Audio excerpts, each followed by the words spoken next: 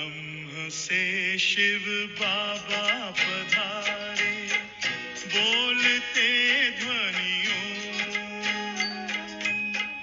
ब्रह्म से शिव बाबा पधारे, बोलते ध्वनियों।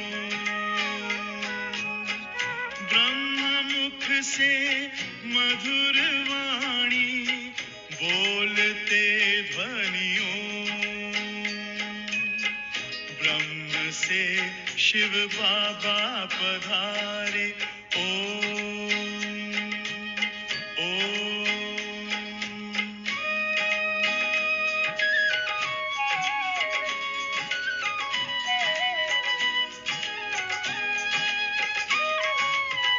ओम की इस मधुर ध्वनि से किया परिवर्तन, प्रेम शांति सिखा के बदला सभी का जीवन। आदि देव प्रजापिता श्री, बोलते ध्वनियों। ब्रह्म मुख से मधुर वाणी, बोलते ध्वनियों। ब्रह्म से शिव बाबा पधारे, ओम ओम।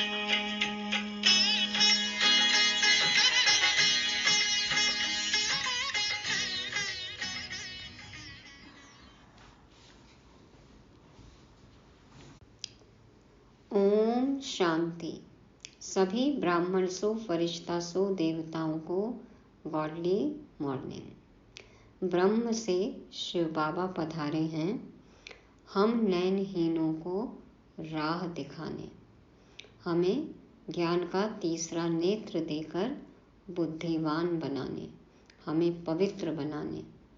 बाबा आकर हमें ज्ञान अंजन लगाते हैं, जिससे अज्ञान रूपी अंधियारा मिट जाता है और हम पुजारी से पूज्य बनने का पुरुषार्थ करने लग पड़ते हैं और शिव बाबा के वारिस बन जाते हैं, बेफिक्र बादशाह बन जाते हैं। बाबा आज पवित्रता की ओर भी ध्यान खिंचवाते हैं कि घर गृहस्थ में रहते हुए हमें लौकिकता को अलौकिकता में परिवर्तन करना है और ट्रस्टी बन सब कुछ निमित्त भाव से संभालना है। तारीख है आज 3 अप्रैल 2023। मस्तक मणि की स्टेज पर कैसे सदा टिके रहें, ये जानने के लिए सुनते हैं सोमनाथ की अमृत तुल्य शिक्षाएं। मीठे बच्चे, बाप आए हैं तुम्हें ज्ञान का तीसरा नेत्र देने, जिससे तुम सृष्टि के आदि मध्य अंत को जान बुद्धिवान बने हो। बाबा आए हैं हमें त्रिनेत्री बनाने, त्रिकालदर्शी बनाने। बाबा कहते हैं यह सब कुछ जानकर तुम बुद्धिवान बन जाते हो। हमें आत्मा परमात्मा की पहचान मिली, तीनों कालों का, सृष्टि के आदि मध्य अंत का ज्ञान मिला, त्रिलोक की समझ मिली। बाबा कहते हैं ये सब समझ के जान के तुम बुद्धिवान बने हो। प्रश्न है आज का, आत्मा और शरीर दोनों को पवित्र बनाने तथा राजाई पद का अधिकार लेने की सहज विधि क्या है? कैसे हम पवित्र बने, राजा बने? उत्तर में बाबा बताते, तुम्हारे पास देह सहित जो भी पुराना ककपन है उसे एक्सचेंज करो। देह भी पुरानी और ये पुराना स्वभाव, संस्कार, कमियां, कमजोरी, जो कुछ भी जो हम समझते हैं कि हमारा है, बाबा कहते हैं इसको एक्सचेंज करो, बाप के हवाले कर दो, है ना। बाबा को दे दो और बाबा से अच्छी चीज़ें ले लो। पूरा बलि चढ़ो, बाप को ट्रस्टी बनाओ। पूरा बलि चढ़ो माना अब मेरा कुछ भी नहीं, बाबा को ट्रस्टी बनाओ, सब कुछ बाबा के हवाले कर दो, जिम्मेवारी बाबा को दे दो। श्रीमत पर चलते रहो तो आत्मा और शरीर दोनों पवित्र बन जाएंगे, राजाई पद प्राप्त हो जाएगा। जनक भी बलि चढ़ा तो उनको जीवन मुक्ति मिली। तुम बच्चे भी बाप को वारिस बनाओ तो 21 जन्मों का अधिकार मिल जाएगा। जनक के मिसाल बाबा बोलते हैं ना कि वो बलि चढ़े, उन्होंने अपना सब कुछ न्यौछावर कर दिया, तन मन धन प्रभु को समर्पित कर दिया। महलों में रहते भी ट्रस्टी बनकर रहे, उपराम अवस्था में रहे। तो बाबा कहते हैं इस तरह से उन्हें जीवन मुक्ति मिली। तो तुम बच्चे भी बाप को वारिस बनाओ तो 21 जन्मों का अधिकार मिल जाएगा। सब कुछ बाप को अर्पण कर देना है। गीत बजा, नैनहीन को राह दिखाओ प्रभु, पग पग ठोकर खाऊं।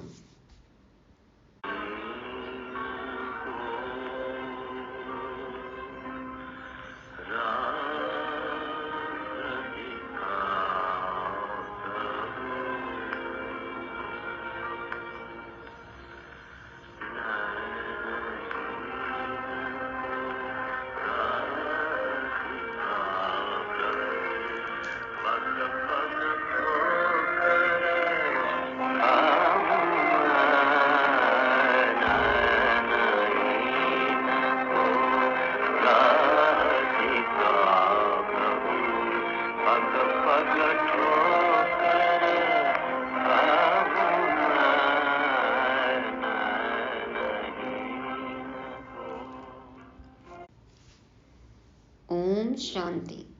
बच्चों ने गीत सुना। यह भक्त भगवान को पुकारते हैं कि भगवान आकर हम अंधों को रास्ता दिखाइए, जगह जगह हमें धक्के मिल रहे हैं। तो अब हमें पता चला अज्ञान अंधियारा है और हम भटक रहे हैं, ठोकर खा रहे हैं। बाबा आकर हमें ज्ञान अंजन देते हैं, ज्ञान की रोशनी देते हैं, जिससे हमें सब कुछ साफ साफ दिखाई देता है, सच का पता चलता है। तो बाबा कहते बच्चों ने गीत सुना। यह भक्त भगवान को पुकारते हैं।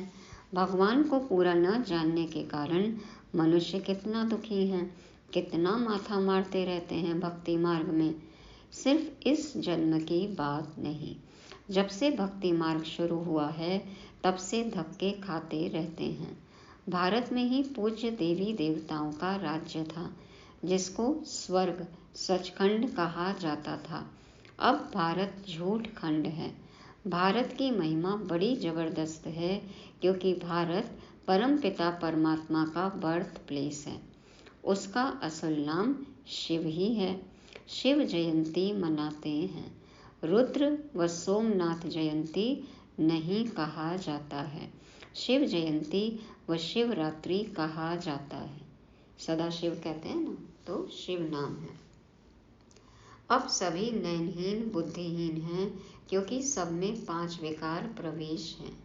रावण ने नैनहीन और बुद्धिहीन बनाया है, एक दो को दुख देते रहते हैं।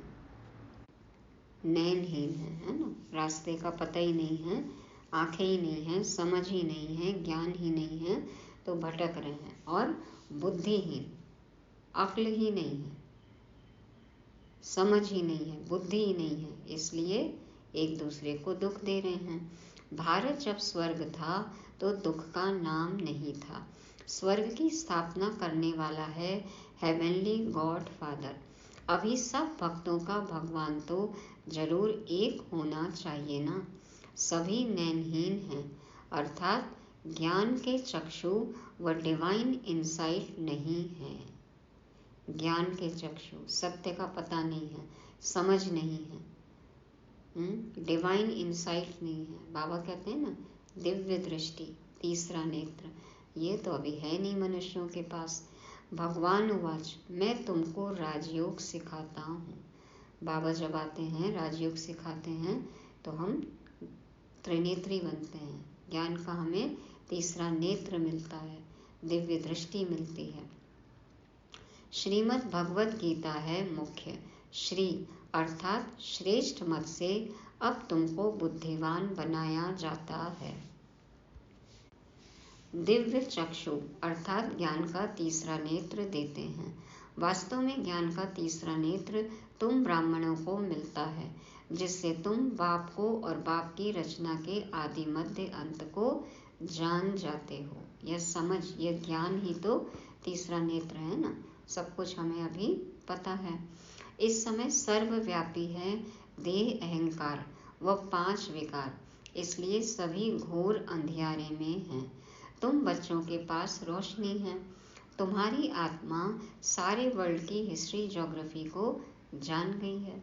पूरे 5000 साल में क्या क्या होता है हमें सब पता है। आगे तुम सब अज्ञान में थे। ज्ञान अंजन सतगुरु दिया, अज्ञान अंधेर विनाश। सतगुरु बाबा आते हैं, ज्ञान का अंजन लगाते हैं, ऐसा काजल लगाते हैं जिससे हमें रोशनी मिलती है और अज्ञान अंधेरा खत्म हो जाता है। जो पूज्य थे वही फिर पुजारी बन पड़े हैं।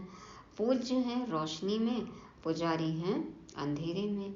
परमात्मा को आपे ही पूज्य, आपे ही पुजारी नहीं कह सकते। वह तो है ही परम पूज्य, सबको पूज्य बनाने वाला। उनको कहा जाता है परम पूज्य परमपिता परमात्मा। कृष्ण को थोड़ी ऐसे कहेंगे, उनको सब गॉड फादर नहीं कहेंगे। निराकार गॉड को ही सब गॉड फादर कहते हैं। है वह भी आत्मा, परंतु परम है, इसलिए उनको परमपिता परमात्मा कहा जाता है। आत्मा और परमात्मा का रूप एक ही है। जरूर हम आत्मा हैं, वह परम आत्मा सदैव परम धाम में रहने वाला है। अंग्रेजी में उनको सुप्रीम सोल कहा जाता है। बाप कहते हैं तुम गाते भी हो, आत्मा परमात्मा अलग रहे बहुकाल। सुंदर मेला कर दिया जब सतगुरु मिला दलाल। ऐसे नहीं, परमात्मा परमात्मा से अलग रहे बहुकाल। कहते हैं ना, आत्मा परमात्मा अलग रहे बहुकाल, मतलब आत्मा परमात्मा से बिछड़ गई, जुदा हो गई। तो ऐसे तो नहीं कहते कि परमात्मा परमात्मा से अलग रहे बहुकाल, नहीं। पहले नंबर का अज्ञान है आत्मा सो परमात्मा, परमात्मा सो आत्मा कहना। ये सबसे बड़ा अज्ञान है, जो कहते हैं ना कि हर आत्मा में परमात्मा है, आत्मा ही परमात्मा बन जाती है, आत्मा परमात्मा जैसी बन सकती है। पर बाप तो बाप है, बेटा बेटा है। तो बाबा कहते हैं आत्मा सो परमात्मा, परमात्मा सो आत्मा कहना, यह पहले नंबर का अज्ञान है। आत्मा तो जन्म मरण में आती है, परमात्मा थोड़े ही पुनर्जन्म में आते हैं।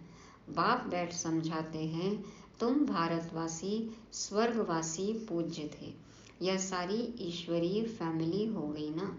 अच्छा भला यह तो बताओ तुम माता पिता किसको कहते हो?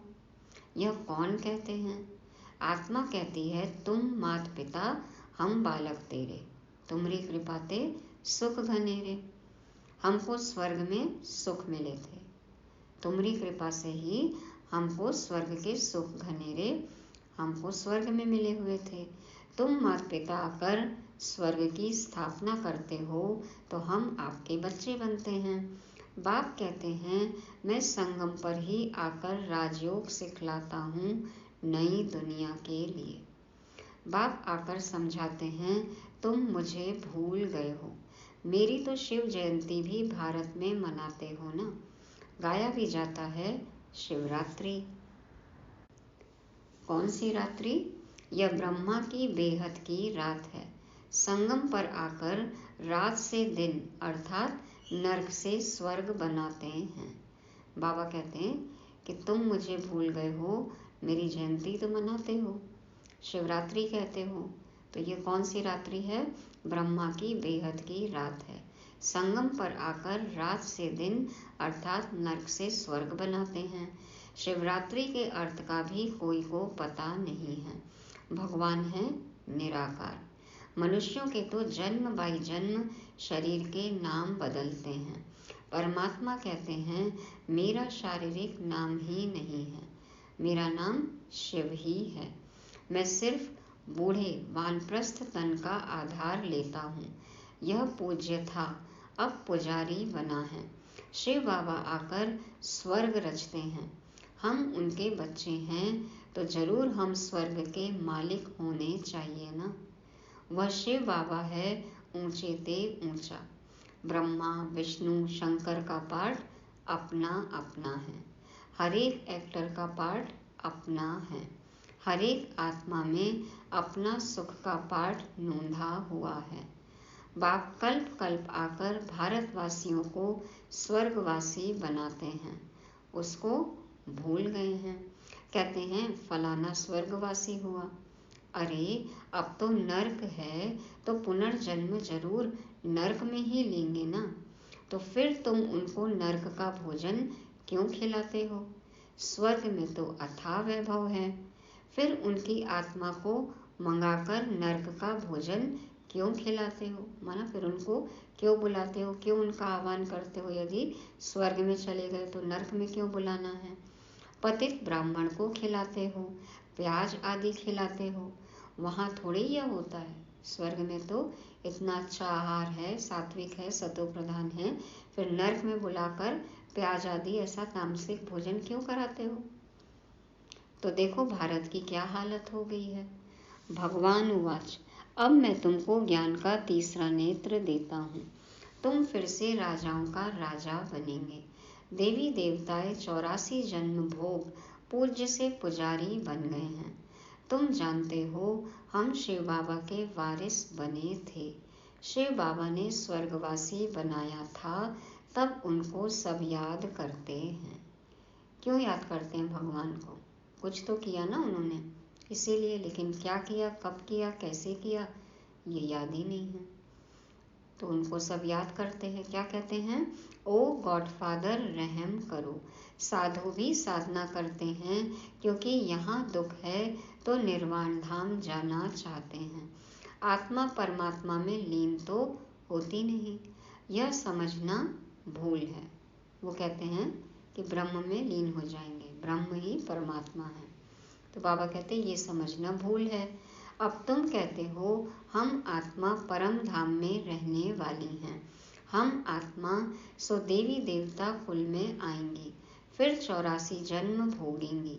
हम सो आत्मा फिर दैवी कुल, क्षत्रिय कुल से वैश्य शूद्र कुल में आएंगे। शिव बाबा जन्म मरण में नहीं आते, सिर्फ आकर भारत को स्वर्ग बनाते हैं। गाया भी जाता है सतयुग में सूर्यवंशी श्री लक्ष्मी नारायण की डायनेस्टी थी। जैसे क्रिश्चियन घराने में Edward the first, Edward the second, third चलता है, वैसे ही वहाँ भी Lakshmi Narayan the first, Lakshmi Narayan the second, third, ऐसे 8 डायनेस्टी चलती है। सूर्यवंशियों की 8 और चंद्रवंशियों की 12। अभी तुम ब्राह्मणों का तीसरा नेत्र खुला है। बाप बैठ आत्माओं से बात करते हैं। तुम ऐसे 84 का चक्र लगाकर इतने इतने जन्म लेते आए हो। वर्णों का भी एक चित्र बनाते हैं जिसमें देवता क्षत्रिय वैश्य शूद्र बनाते हैं। अब तुम जानते हो हम सो ब्राह्मण चोटी हैं। इस समय हम हैं ईश्वरी औलाद प्रैक्टिकल में। बाबा कहते हैं वर्णों का चित्र बनाते हैं जिसमें देवता क्षत्रिय वैश्य शूद्र दिखाते हैं, लेकिन हमें पता है कि हम सो ब्राह्मण सबसे ऊंचे हैं। क्यों ऊंचे हैं? क्योंकि इस समय हम ईश्वरीय औलाद हैं प्रैक्टिकल में। इस समय राजयोग और ज्ञान से हमको सुख घनेरे मिलते हैं। स्वर्ग से भी अभी ज़्यादा सुख है, घनेरा सुख है। कोई तो सूर्यवंशी राजा रानी का वर्षा लेते हैं, कोई चंद्रवंशी का। सारी किंगडम स्थापन हो रही है। हर एक अपने पुरुषार्थ से वह पद पाएंगे। कोई अगर पूछे कि अभी पढ़ते पढ़ते हमारा शरीर छूट जाए तो क्या पद मिलेगा, तो बाबा बतला सकते हैं। अपने पुरुषार्थ से हमें भी तो पता है कि हम क्या बनेंगे, तो बाबा तो बता सकते हैं। योग से ही आयु बढ़ती है, विकर्म विनाश होते हैं, और कोई उपाय पतित से पावन बनने का है नहीं। बाबा की याद के अलावा कोई उपाय नहीं है जिससे हम पवित्र बने। पतित पावन कहने से ही भगवान याद आता है। भगवान है कौन, यह नहीं जानते। बाप कहते हैं मैं आता ही भारत में हूँ, यह मेरा बर्थ प्लेस है। सोमनाथ का मंदिर कितना आलीशान था, गुजरात में है ना। यह बाप ही बच्चों को समझाते हैं, जिसके फिर बाद में शास्त्र बनते हैं। भक्ति मार्ग में ही यह यादगार बनना शुरू होते हैं। बाबा जो अभी हमें शिक्षा देते हैं, इसी के फिर बाद में शास्त्र बनते हैं। फिर भक्ति मार्ग में हम ये मंदिर वगैरह सब यादगार बनाना चालू करते हैं। शास्त्र भी सब भक्ति मार्ग द्वापर से ही बनना चालू हुए। जब पुजारी बनते हैं तो पहले पहले सोमनाथ का मंदिर बनाते हैं।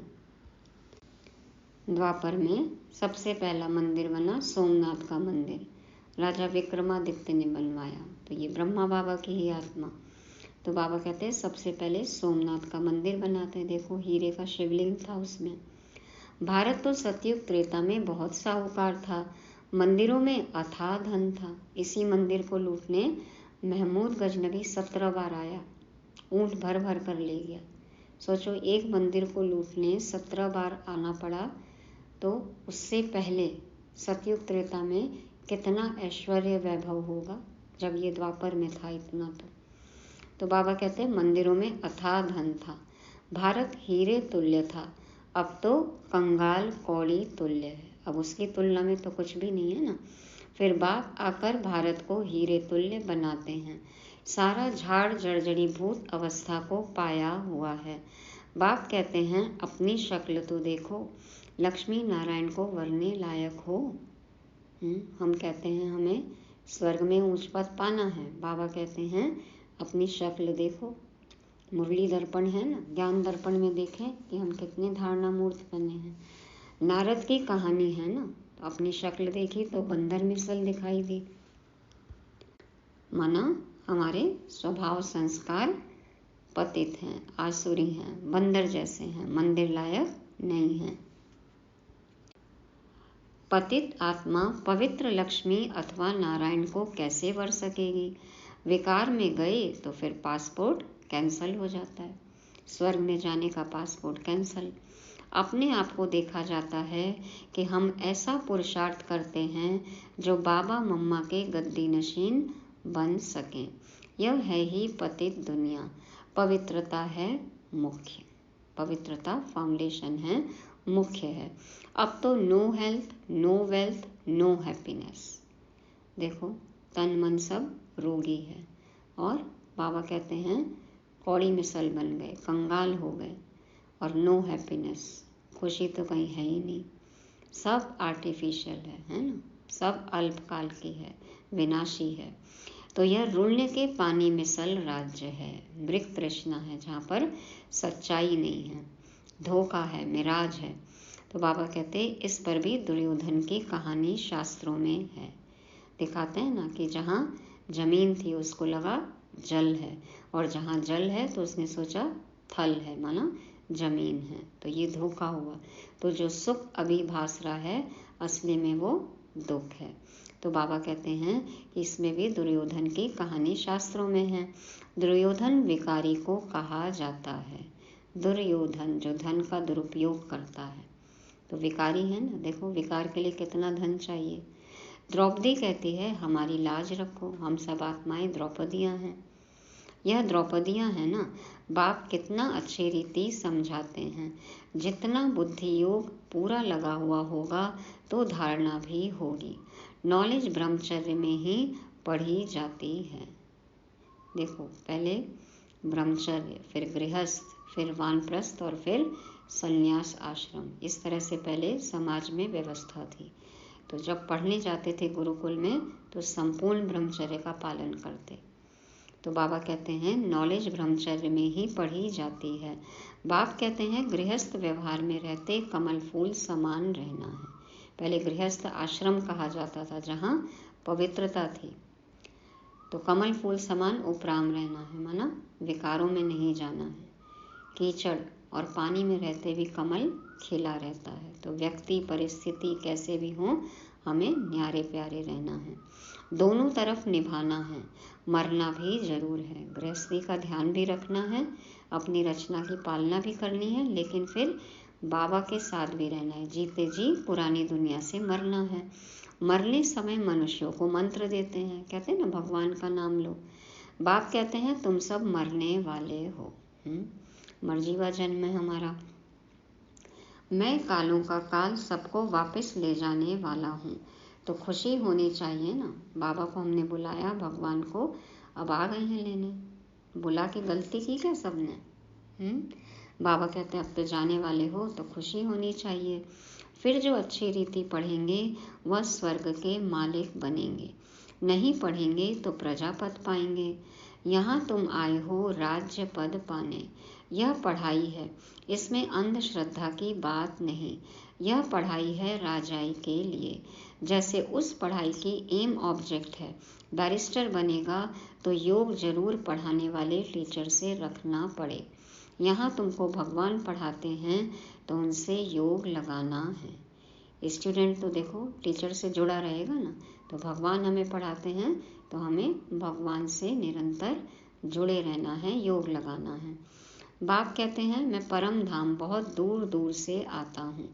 परम धाम कितना ऊंच है, सूक्ष्म वतन से भी ऊंच है। वहाँ से आने में मुझे 1 सेकंड लगता है। उनसे तीखा और कुछ हो नहीं सकता। हमें जाने में भी 1 सेकंड लगता है या ज़्यादा समय लगता है? बाबा कहते हैं आकर क्या करते हैं बाबा? सेकंड में जीवन मुक्ति देते हैं। जनक का मिसाल है ना। जिस क्षण हमें समझ में आ गया, बाबा कहते हैं उस क्षण ही हमारी जीवन मुक्ति हो जाती है, माना अधिकार मिल जाता है हमें। फिर हमें जो पुरुषार्थ करते हैं उस अनुसार पद मिलता है स्वर्ग में। तो जनक का मिसाल है। अभी तो नर्क पुरानी दुनिया है, नई दुनिया स्वर्ग को कहा जाता है। बाप नर्क का विनाश कराए स्वर्ग की स्थापना कराते हैं। बाकी उनको सर्वव्यापी कहने से क्या मिलेगा? भगवान सब जगह है, बाप सब जगह है, ये कहने से मानने से क्या मिल जाएगा? मिला तो फिर ढूंढ क्यों रहे सब जगह, क्यों धक्के खा रहे हैं? तो बाबा क्या कहते हैं कुछ भी नहीं मिलेगा। बाप तो आकर स्वर्ग का मालिक बनाते हैं। बाकी सभी आत्माएं शांति धाम चली जाएंगी। आत्मा अमर है, उसको पार्ट भी अमर मिला हुआ है। फिर आत्मा छोटी बड़ी कैसे हो सकती? आत्मा है ही स्टार, बड़ी छोटी हो न सके। अब तुम हो God fatherly students. God father knowledgeful blissful है, सच्चिदानंद है ना, सच्चिद और आनंद स्वरूप है। नॉलेजफुल है, ज्ञान का सागर है, ब्लिसफुल है। वह तुमको पढ़ा रहे हैं, तुम जानते हो। इस पढ़ाई से हम सो देवी देवता बनेंगे। तुम भारत की सेवा कर रहे हो। पहले पहले तो बाप का बनना है, और जगह तो गुरु के पास जाते हैं, उनके बनते हैं, अथवा उसे अपना गुरु बनाते हैं। यहाँ तो है बाप, तो पहले बाप का बच्चा बनना पड़े। बाप बच्चों को अपनी जायदाद देते हैं। बाप कहते हैं बच्चे तुम एक्सचेंज करो। बाबा अपनी जायदाद देते हैं, बदले में हमें क्या देना है? तुम्हारा ककपन हमारा, हमारा सब कुछ तुम्हारा। हमको बाबा का बन जाना है, बाबा हमारे बन जाएंगे। अपना ककपन दे दो, कमी कमजोरी सब दे दो, विकार दे दो, पुराना स्वभाव संस्कार सब कुछ अर्पण कर दो, बाप पर न्यौछावर कर दो, बलिहार जाओ, है ना, कि बाबा अब आप ही सब दूर करिए। और बाबा कहते हैं बदले में हमारा सब कुछ तुम्हारा। तो बाबा की जितनी भी जायदाद है, प्रॉपर्टी है, बाबा के ज्ञान गुण शक्तियाँ सब कुछ हमारी, सब खजाने हमारे। दिया क्या हमने? पुराना, और नया क्या मिला? खजाना। दे सहित जो कुछ है वह सब कुछ मेरे को दो। मैं तुम्हारी आत्मा और शरीर दोनों को पवित्र बना दूंगा, और फिर राजाई पद भी दूंगा। अपवित्रता के बदले पवित्रता, कंगालपने के बदले राजाई। तुम्हारे पास जो कुछ है वह बलि चढ़ो। क्या है हमारे पास? है कुछ देने लायक? बाबा कहते हैं मुझे ट्रस्टी बनाओ, मेरी श्रीमत पर चलो। सब कुछ बाबा से पूछ कर करना है। जनक राज्य भाग्य सहित बलि चढ़ा तो उनको जीवन मुक्ति मिली। राज्य कारोबार उन्होंने संभाला लेकिन निमित्त भाव से, तो देखो जीवन मुक्ति मिली। बाबा यह सभी कुछ आपका है। बाप कहते हैं मुझे वारिस बनाओ, मैं 21 जन्म तुमको वारिस बनाता हूँ। हमें क्या करना है? मैं और मेरा सब कुछ को तेरा। मैं ही मेरा नहीं रहा तो मेरा क्या सब कुछ फिर मेरा है, तो सब कुछ है बाबा का। बाबा को वारिस बनाओ, तो बाबा हमें 21 जन्मों के लिए वारिस बनाते हैं। क्या करना होगा हमें? सिर्फ मेरी मत पर चलो, भल धंधा करो, विलायत जाओ, कुछ भी करो, सिर्फ मेरी मत पर चलो। खबरदार रहना है, माया घड़ी घड़ी पछाड़ेगी, विकर्म कोई नहीं करना है।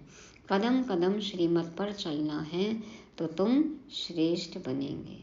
बाबा कहते हैं श्रीमत पर चलेंगे तो श्रेष्ठ बनेंगे। बाप तो दाता है, सिर्फ तुमको ट्रस्टी बनाते हैं। कहते भी हो यह बच्चे धन आदि सब भगवान का दिया हुआ है। हम कहते हैं ना भगवान का दिया हुआ तो सब कुछ है, तो फिर बाबा मालिक हो गए ना, तो फिर पूछ के यूज़ करना है। हम ट्रस्टी हो गए, तो अब भगवान कहते हैं मुझे दो। जब भगवान का दिया हुआ है तो बाबा आकर कह रहे लाओ मुझे दे दो। देना भी तो बुद्धि से है ना। बाबा कहते हैं बस पूछ के यूज़ करो।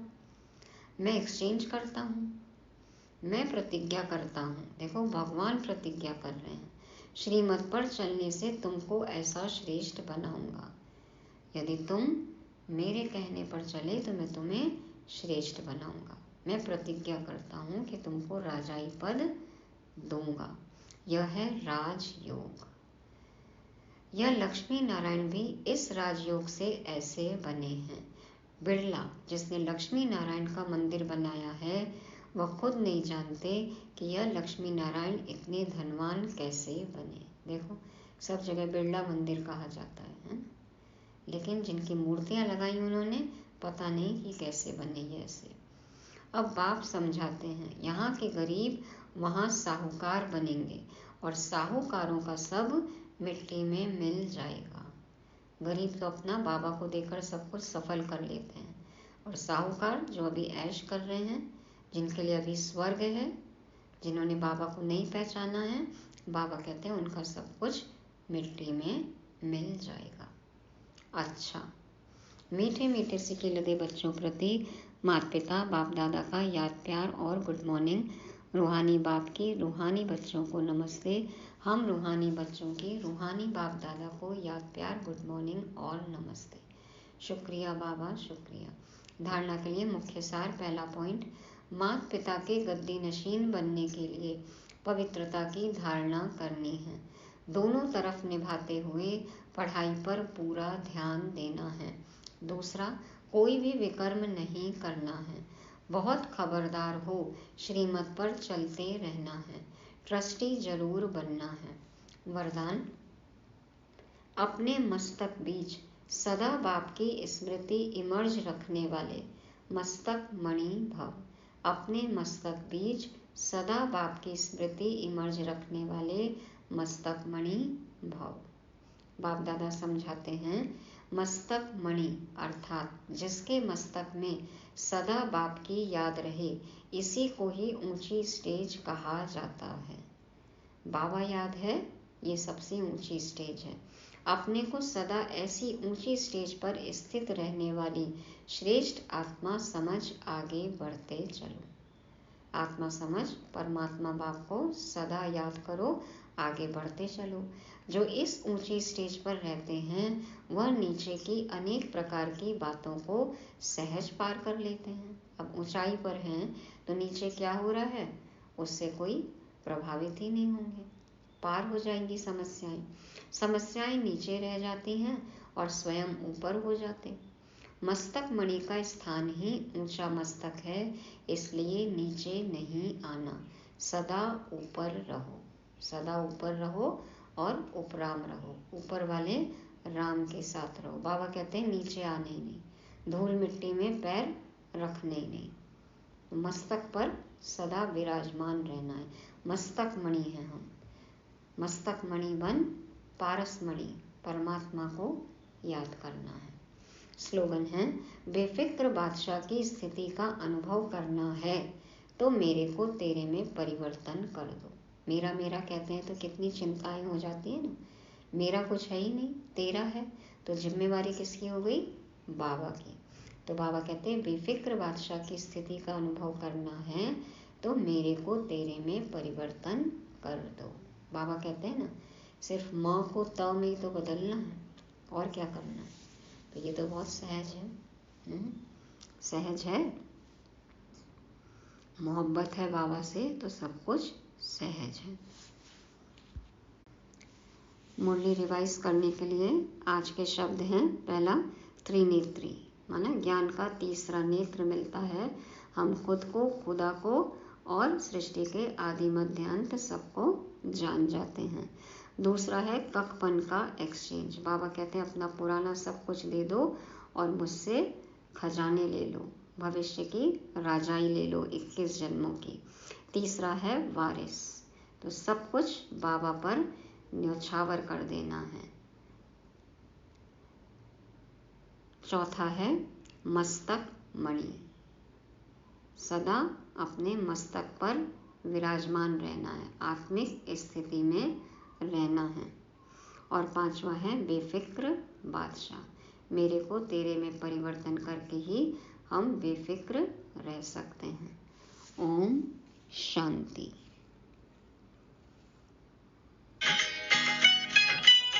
सोहनी सूरत मोहनी मूरत ज्ञान के मोती, भव्य मुख पर चंद्रमासी चमकती ज्योति, दिव्य दर्शन दिव्य वाणी बोलते ध्वनियों, ब्रह्मा मुख से मधुर वाणी बोलते ध्वनियों, ब्रह्म से शिव बाबा पधारे। ओम